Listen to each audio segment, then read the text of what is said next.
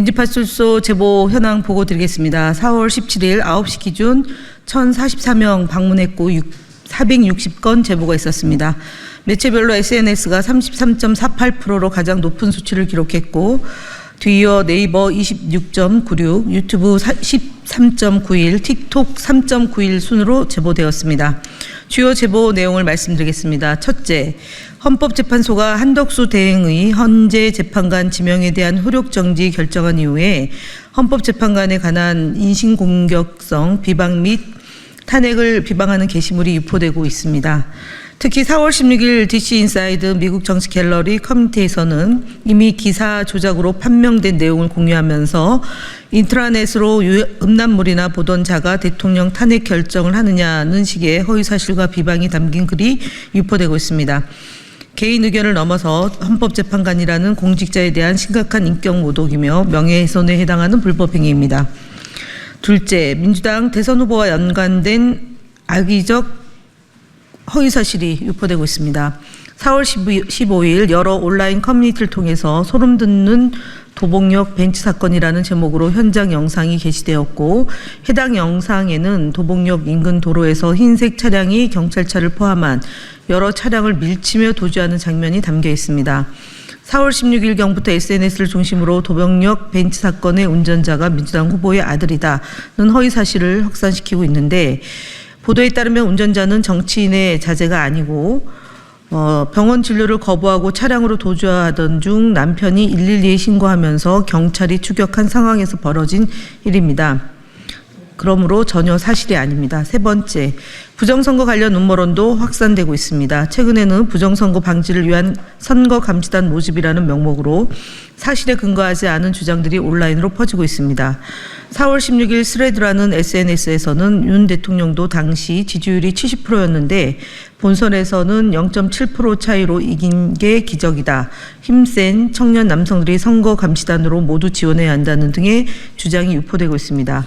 트위터에서는 개표 참가는 개표를 중단시키고 선관위와 물리력으로 대응해야 하는 경우가 있기 때문에 젊고 건장한 2030 세대가 절대적으로 필요하다며 부정선거 부패 방지대를 모집한다는 내용도 퍼지고 있습니다. 다음으로 국민소통위 주요 대응 현황입니다. 스카이데일리 언론중재위 제소에 관한 대응입니다. 스카이데일리는 여전히 민주당을 북한과 연결 짓고 싶어하는 모양입니다. 민주당이 북한과 중국의 지령을 받는다고 보도를 하더니 이번에는 민주당이 반대의 간첩을 잡지 못하고 있다는 허위 보도를 하고 있습니다. 간첩법은 민주당 주도로 국회 법제사법위원회 법안심사소위원회를 통과했습니다. 이런 사실을 외면한 채 민주당을 향한 왜곡된 보도로 이어지고 있습니다. 특히 윤석열 정부의 불법 비상계엄으로 간첩법 관련 공청회 등 논의가 지체되는 상황을 민주당 책임으로 돌리는 보도는 명백히 허위이며 의도적 왜곡입니다. 4월 16일자 보도에 대해 언론중재위에 제소하였습니다. 4월 16일자 매경 이코노미의 기사 이재명 테마주 주식 45억 원어치 팔아치운 코나아이 대표 기사는 이재명 대표와 전혀 관계가 없는 내용에도 이재명 후보 사진을 전면에 내세워 주식 실현 이익금이 이재명 후보와 관련이 있다는 인상을 주고 있습니다. 우리 위원회는 매경 이코노믹 측에서 사진을 내리는 등 적절한 조치를 취해달라고 요구한 상태입니다. 나경원 의원 왜곡 발언을 여과없이 송출한 SBS 김태현의 정치쇼를 방심위에 신고 접수하였습니다. 4월 16일 SBS 라디오 김태현의 정치쇼에 출연한 나경원 의원은 국회도 이재명의 민주당이 완전히 장악해서 지금 어떻습니까? 지금 국회에서 우리는 아무것도 못합니다. 그냥 민주당이 하고 싶은 법안만 하고 민주당이 열고 싶은 날에 열고 이런 모양입니다. 라는 등 더불어민주당이 국회를 장악하여 일방적으로 국회를 운영하고 있다는 식으로 발언하였습니다. 그러나 이거는 왜곡된 발언입니다. 현재 국회 18개 상임위원회 중 정무위원회를 포함 7개의 상임위원장을 국민의힘 소속 의원이 맡고 있습니다. 이는 정당 의석수 비율로 양당 간 합의하에 나눈 것입니다. 국민의힘 소속 위원장들 또한 정무적인 판단으로 상임위를 열고 있는 만큼 이는 편향적이고 잘못된 발언입니다. 기본적인 국회의 가정들이 어떻게 진행되는지 5분 동안 뭘 보고 뭘 했는지 모르겠습니다. 무식해도 유분수입니다. 프로그램 진행자 또한 이에 반론의 시간을 보장하지 않았기에 방송통신심의위원회에 SBS 김태현 정치쇼를 신고 접수시킨 겁니다.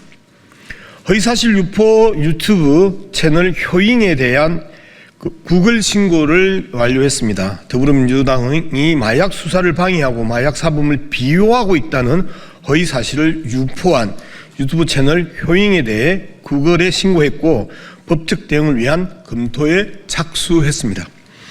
허위사실 유포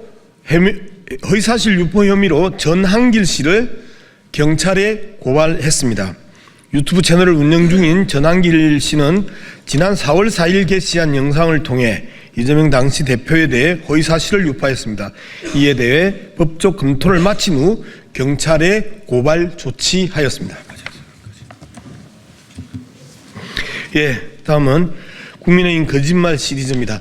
우리가 거짓말 시리즈 오늘로 이 90번째, 91번째를 읽게 되는데요.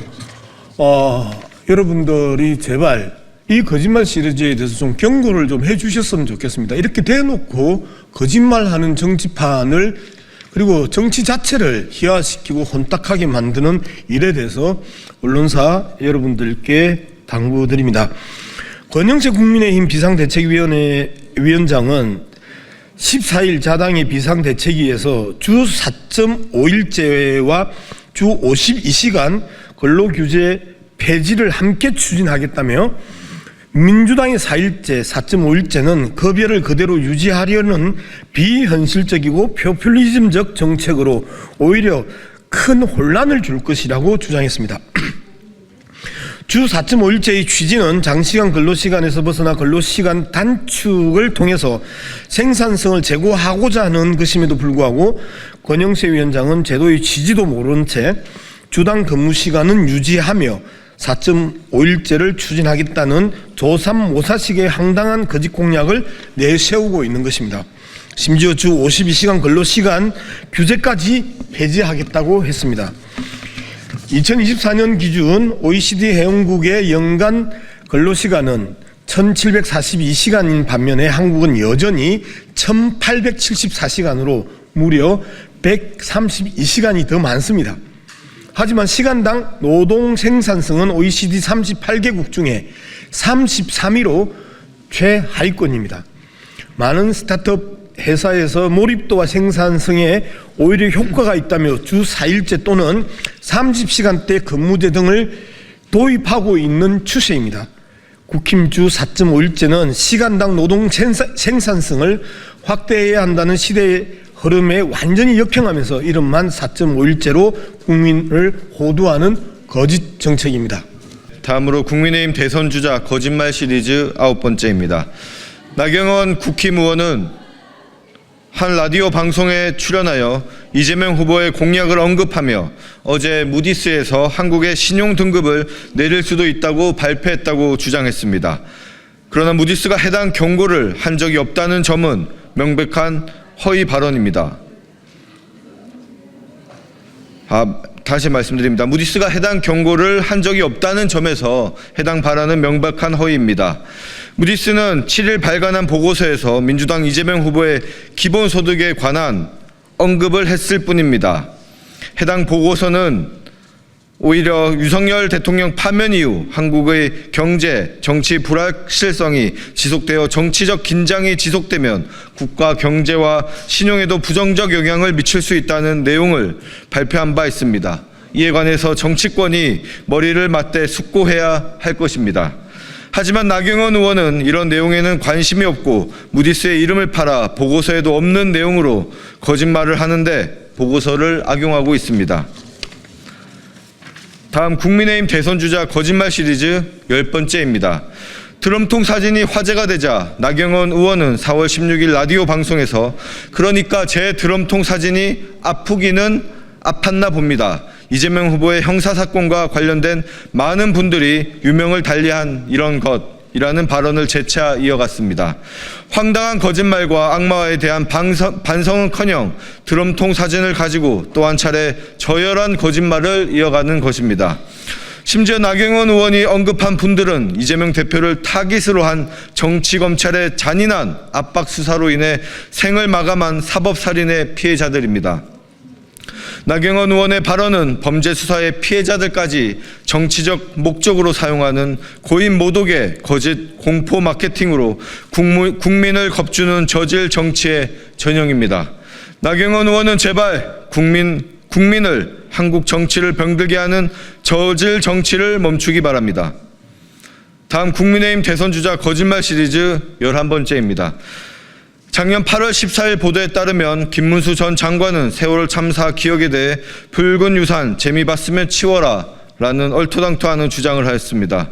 세월호 참사로 상처받은 유가족들의 아픔을 전혀 고려하지 않은 반인륜적인 표현인 동시에 추모 공간마저 색깔론에 입각해 정쟁화하여 발언한 명백한 거짓말입니다.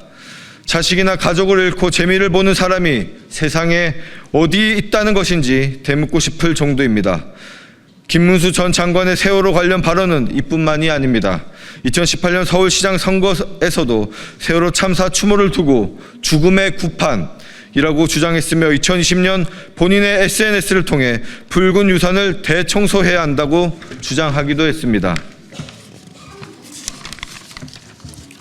김문수 전 장관은 피해자와 시민들의 기억, 추모 활동을 극우적 색깔론과 정쟁으로 몰고 간 각종 발언에 대해 2014년 인사청문회에서 끝끝내 사과하지도 않았습니다. 국민의 아픔도 감싸지 못하고 잔인한 표현을 이어가던 김문수 후보가 국민의힘 대선 주자 1위라는 현실이 참으로 개탄스럽습니다.